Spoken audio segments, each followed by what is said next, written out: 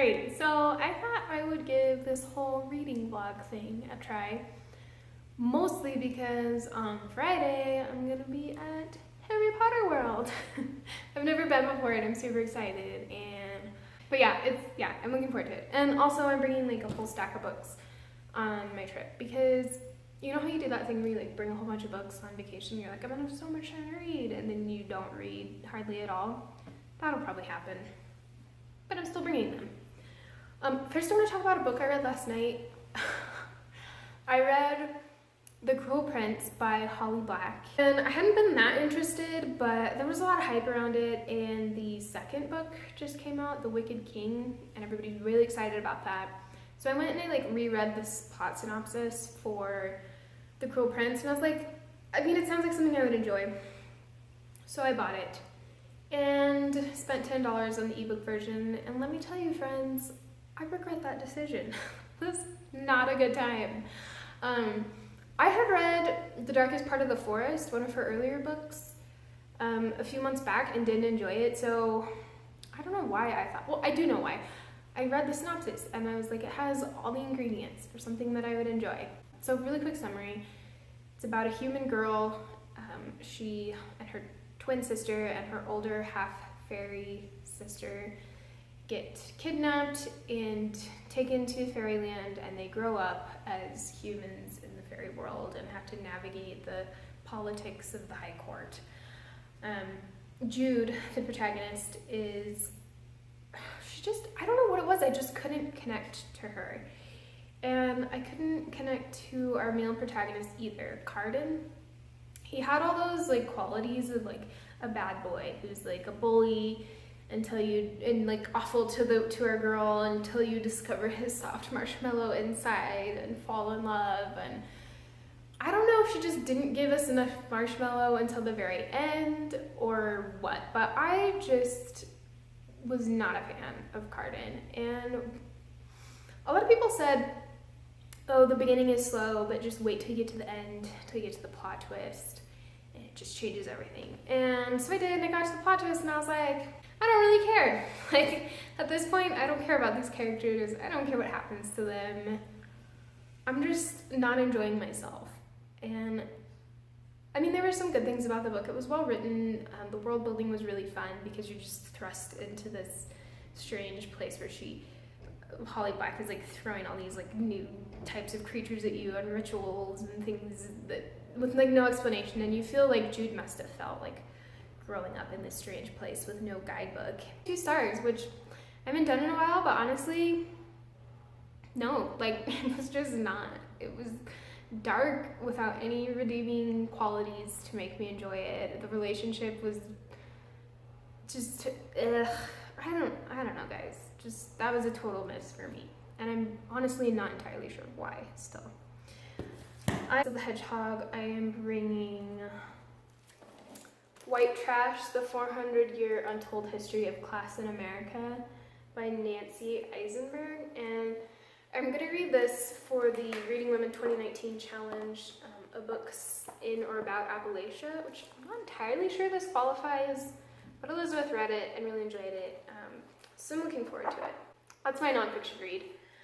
And then, of course, I've got some YA because when I'm traveling, it's really tough on my anxiety. And getting sucked into a good YA book is always super helpful. And I find those are the books that really help me shut out all the things that are making me anxious. I have Truly Devious by Maureen Johnson. I've seen a lot of good reviews about this. I think the second one is coming out this year. So thought I'd give that a try, and what a fun cover. I really like the cover on this one. I also have Aristotle and Dante Discover the Secrets of the Universe by Benjamin Sayanis.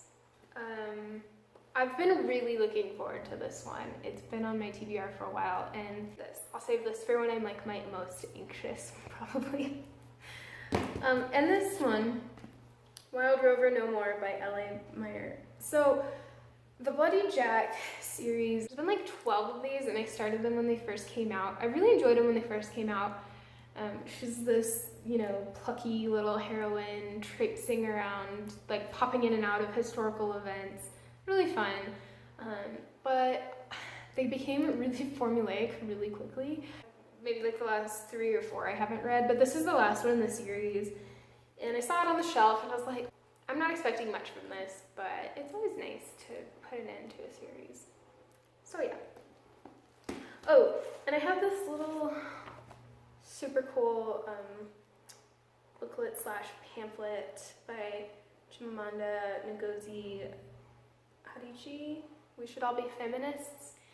I'll probably read her Americana book for, again, the Reading Women 2019 challenge, an author from Nigeria. But I'm super excited to, I'll probably read this like later today, get through this. But yeah, how cool is that cover? I love it. So yeah, hopefully I'll be checking in next from the car, but then from Harry Potter World, and then the beach. Okay, beach! We should all be feminists, and we should all read this essay because it's wonderful and it's insightful, and honestly it's a really good summary of feminism today. I think, especially for someone who's maybe not as familiar with some of the issues that we might be talking about more in depth, with more nuance other places, this could be just a good like introductory level text. And honestly, no excuses. Like, this took me like maybe 20 minutes to read. So pick it up, read it, and share it.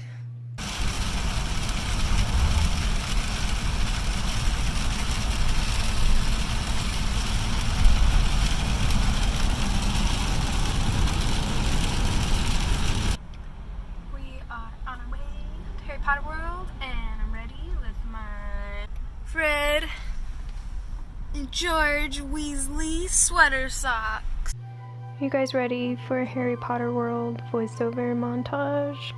I know you are.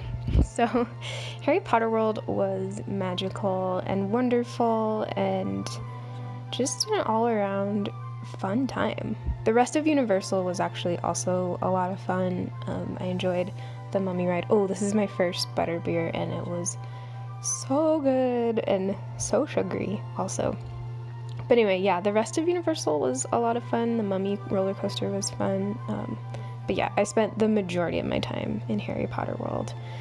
I had a lot of fun wandering around the little shops and just looking and exploring. I didn't actually buy anything. I only bought one t-shirt because A, everything was really overpriced, and B, I really needed that t-shirt. It was a Hogwarts alumni t-shirt, and I just feel like that's where I am in my life. Graduated, moved on a little bit, but still very happy memories. We ate at the three broomsticks, and it was delicious. Like, for theme park food, it was legit. It was not overly salty or anything. The ride, the Forbidden Journey, was so fun. It was definitely like a combination of like a roller coaster and then more like digital effects. And I could see a lot of rides heading in that direction eventually, because it felt very like innovative and fun. Harry Potter World at night was the most magical. Actually, if I had the choice, I think I would have just visited at night. The lines for the rides were super short, like 5-minute wait, and it just looked so wonderful and snowy and just, it was very, very magical. I keep saying magical, but honestly, it was. And one of my favorite things was watching the little kids experience all this. You could just tell it was the highlight of their little lives, and definitely one of my favorite parts of the whole thing. As you leave the Hollywood version, you go out this city walk area with lots of shops. It's like kind of like their version of downtown Disney. Again, a really fun area, and just, yeah, and overall a wonderful, magical kind of day.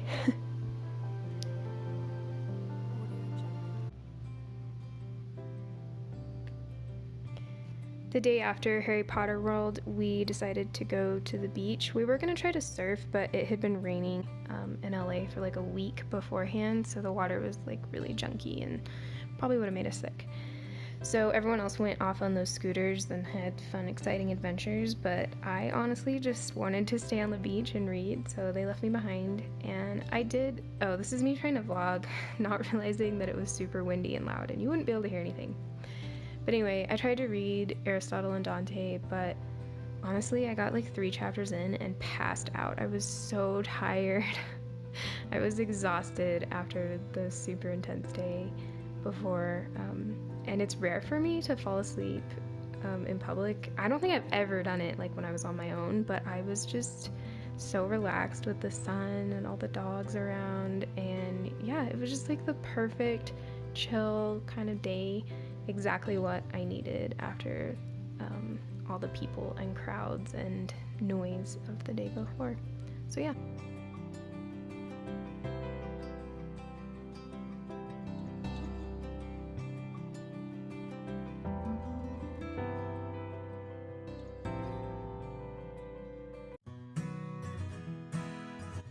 Obviously, one dog beach wasn't enough, so on Sunday we went back to another dog beach that was even more full of dogs. So enjoy.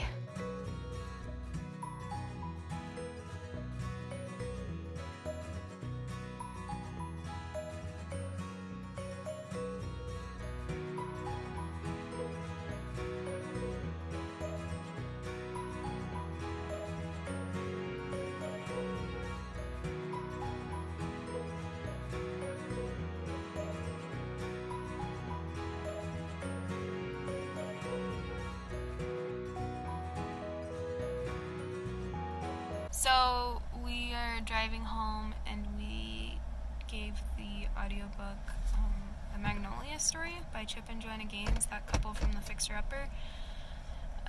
We gave that a try and we're not so into it. My mom really wanted me to read it, but sorry Mom, not my thing. We also tried to listen to Gulp by Mary Roach, which is talking about food and eating, and it was interesting, but it was pretty gross. And we're about to eat dinner, so I didn't want to keep listening to things about gross food. She was talking about like how they make dog food edible, and she was talking about eating organ meats and how it's really common in a lot of other cultures, but not in America, and how our food choices are very like culturally dictated. Yeah, I didn't really want to hear about organ meat right before dinner, so. So while we were in the City Walk area of Universal, we stopped in this place where they just had bath products, but they were shaped to look like sweets, and I couldn't resist grabbing some bath bombs. So we got home Monday, and I was like, all I have energy for is a bubble bath in my ratchet bathtub. However, I did not think through the aesthetic impacts of a yellow bath bomb. It smelled lovely. It had this great grapefruit, fruity, like really nice scent to it, but oh my god, it looked so gross. You guys, I swear I did not pee in my bathtub. I just had the ickiest looking bath bomb of all time. Quick update before bed. I finished Truly Devious, and I really enjoyed it. It ended on such a cliffhanger. Oh my gosh. So I'm really excited for the second one now too. But I really enjoyed the heroine. She was this great blend of like anxious and insecure, but yet really comfortable with the person that she was. And I feel like Maureen Johnson just wrote a really complex character without making her too difficult. The pairing with the couple, I don't know, it's a little, and I'm not 100% on board with David, but I feel like there's room to explore that in the second book. And of course the murder mystery element of it was really good and definitely kept me guessing, which does not always happen with murder mysteries. So yeah, it was fun, and I'm looking forward to the second one. I'll probably read some more of White Trash before I go to bed. It'll probably put me to sleep because it's pretty dry so far. So yeah, I have to work a lot of hours tomorrow, so I'm not sure if I'll get much reading done, but I'll try to get some clips from the library. Okay, bye.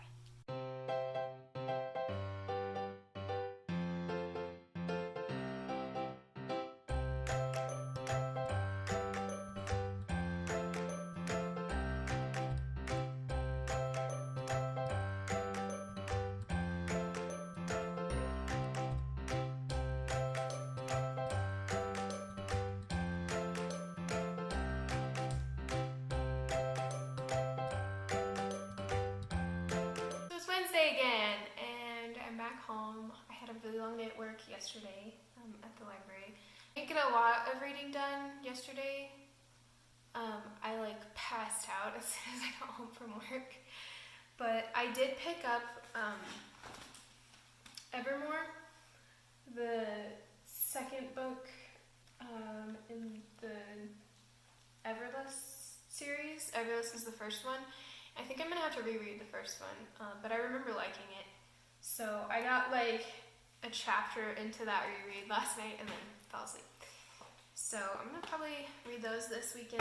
I want to finish White Trash this weekend because I want to get 2 books done a month for the Reading Women Challenge, and I've only gotten 1 done for January so far. And I got into this a little bit on the beach, but I really didn't even get much past the preface and the first chapter, but it does seem like it'll be a really interesting book.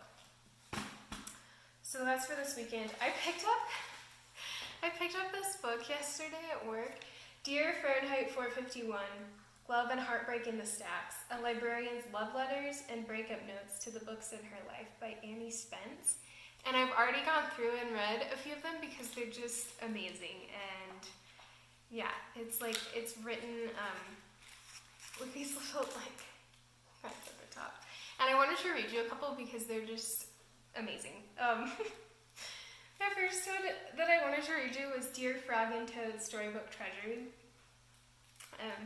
She says, your main character Toad is my spirit animal. For starters, we're both pear-shaped. But it's so much more the body types. Toad's very character aligns so closely with my own that I find myself going to some of your stories for advice. What would Toad do, I ask myself, when faced with a challenge?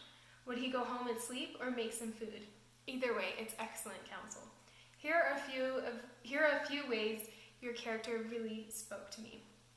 Blah, a voice said from inside the house. After putting on my bathing suit, you must not look at me until I get in the water. Toad tripped over a rock. He bumped into a tree. He fell in a hole. Frog, said Toad, let us eat one very last cookie and then we will stop. Frog and Toad ate one very last cookie. We must stop eating, cried Toad as he ate another. Toad ran home. He made sandwiches. I am worried, said Toad. I will do it tomorrow, said Toad. Then Toad fell asleep. She continues, she says, it's almost like you're writing about me. I know you're usually into younger readers, but I really think that you and I are soulmates. You bring such joy into my life. And then I wanted to read this one because this is where I spend my life, and I just found this letter so touching.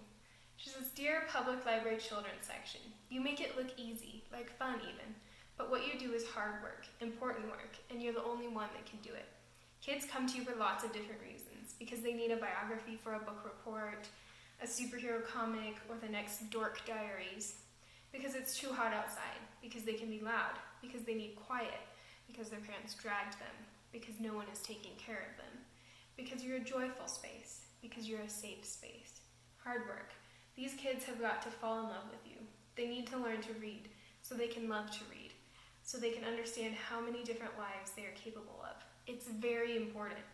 More than the philosophy section and the college test prep books and the Nobel Prize winning novels upstairs. Because no one's going to be there to read or write those other books if you don't pull your weight. So show off your Marie Sendak, your Jacqueline Woodson, and Louis Lowry. The kids will see themselves in you. Amazing Grace and Stuart Little will tell them how brave they can be. Your nonfiction section can provide advice without judging. And your chapter books can be counted on to deliver the whimsy. Be at the ready from morning to night and on weekends too. Be a place of peaceful comfort and rowdy imagination, and encourage lots of plan making for the future. don't ask anything in return. You have to give it all away.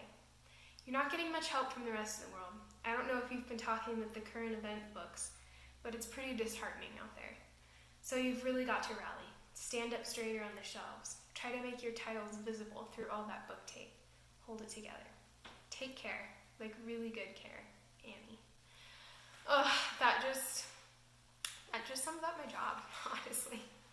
And as a bookmark, I'm using this little coloring that a little girl came up to the desk yesterday and just like slipped it under the computer onto my keyboard and then smiled and walked away. And it was the sweetest thing ever. I don't know that much reading happened in this reading vlog, and I don't know how successful the whole vlogging thing was, but it was a fun first attempt, and we'll see what comes out of it. I don't know if I'll do it in the future or not, but it was a really fun time. And also, there was a moment where I was really proud of myself because all weekend I just like kicked anxiety in the teeth. Like I did so well anxiety-wise. But there was a moment in the line for Harry Potter and the Forbidden Journey. It was the longest line we had to wait in. I think it was like a 50-minute wait, which by the end of the day it was down to like a 5-minute wait. So definitely wait until the end of the day to go if you're at the Hollywood one. But anyway, we were like halfway through and I started to have a panic attack. And usually, I got to the point where like usually I can't walk it back, and I'm about to have to like leave, walk through all those people to get back to the entrance. But I started vlogging and taking pictures, and that actually helped to distract me and kind of like pull me out of myself and my own head. So that was an interesting side effect of the vlogging that I didn't see coming, and I don't know if it will happen in the future or not, like if it will always have that effect, but it was really cool that it did, and I got to stay in line and go on the ride, so yeah. I need to film with Elizabeth, so thanks for hanging out with me on this vlog, and I will see you again.